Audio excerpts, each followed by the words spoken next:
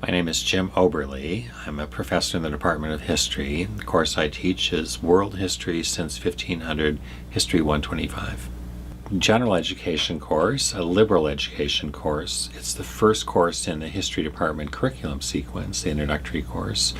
Most students in there are not history majors, maybe 1 in 20 is a history major. So they're taking it for general education or now with the university curriculum, liberal education. So it's very much focused on giving students a sense of how today's world was shaped over the last 500 years, the big themes, the big changes, why things happened when they did. Now on the 4th, the governor sends out some rescue ships to take the slaves off the wreck. But the pirates have already been there and captured 84 slaves. So this is, as I say, a pretty awful voyage. Started with 219, 24 died and waiting to be shipped. There's only 84 people at the end who are alive.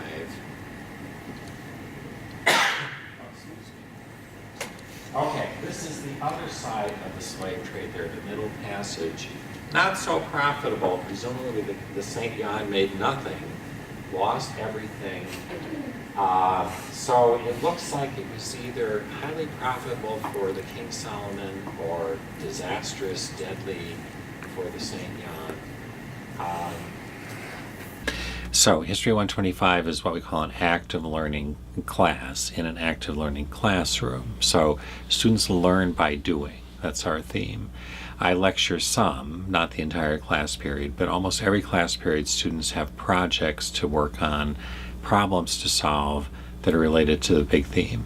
So for example, today's theme was encounters and tradition. So it's the coming together of the different continents of the world.